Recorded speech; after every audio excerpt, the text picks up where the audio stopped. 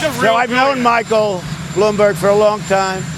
If you go back early on, he said a lot of great things about Trump. But I know Michael, he became just a nothing. He was really a nothing. He's not going to do well, but I think he's going to hurt Biden, actually. But he doesn't have the magic to do well. Little Michael will fail. He'll spend a lot of money. He's got some really big issues. He's got some personal problems, and he's got a lot of other problems. But I know Michael Bloomberg fairly well, not too well, fairly well, well enough. He will not do very well. And if he did, I'd be happy. There is nobody I'd rather run against than little Michael, that I can tell you. Holy moly. Wow. Okay, well, say what you will against Trump, and you can say pretty much everything bad that you want. He's racist, cruel, idiotic, uncurious, vile, everything under the sun. But that brought me back to the 2016 primary when he absolutely bodied the traditional Republicans like Jeb Bush. And maybe that reminded me because Bloomberg was a Republican until like yesterday.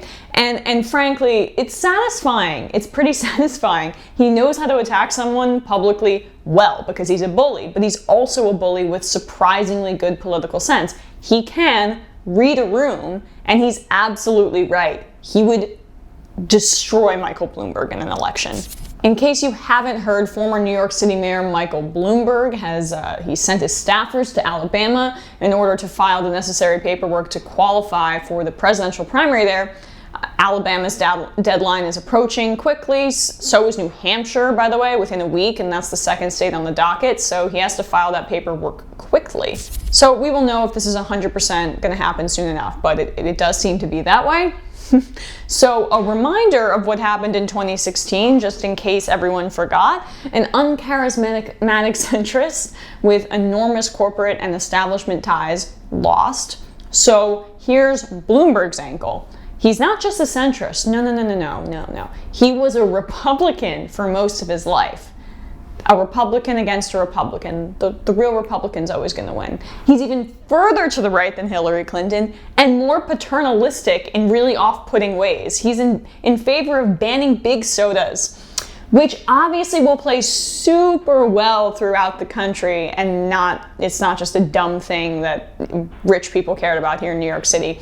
And he has less charisma than her, Hillary Clinton, believe it or not, and he has less name recognition, and he's even richer in a time when the American people are clamoring for a populist leader. So he has all of Hillary Clinton's bad qualities, and they're amplified, except the baggage from her husband's run, but less name recognition. So it kind of evens out and maybe is worse. And his record as mayor is not good. It's only good to elitist New Yorkers who don't like seeing homeless people around.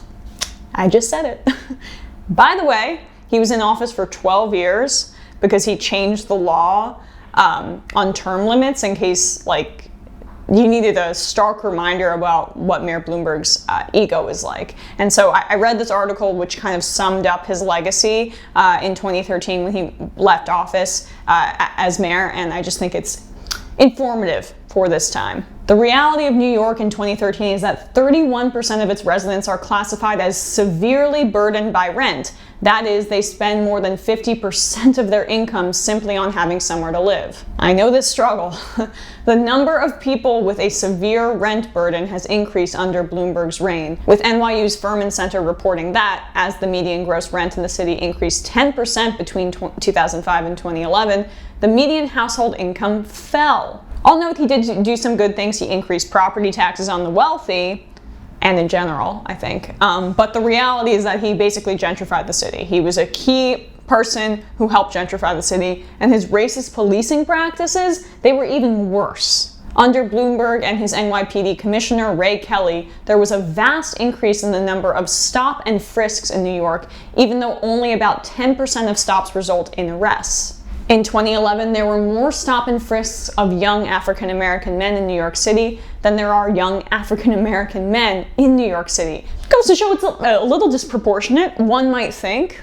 That's just a taste of his record. And just one more thing on stop and frisk. For people who don't know what it is, it's unconstitutional. It's just, if you see someone who you think looks a little bit dodgy, you can stop them on the street and then just basically search them without it's legal. And lo and behold, a disproportionate amount of the people who are stopped by police are going to be black people. So Bloomberg's been unapologetic about stop and frisk. He still thinks it's a good policy, despite, even like purple states not having policies like this. I mean, they may unofficially, but it's been known as one of the most racist policing practices in the country.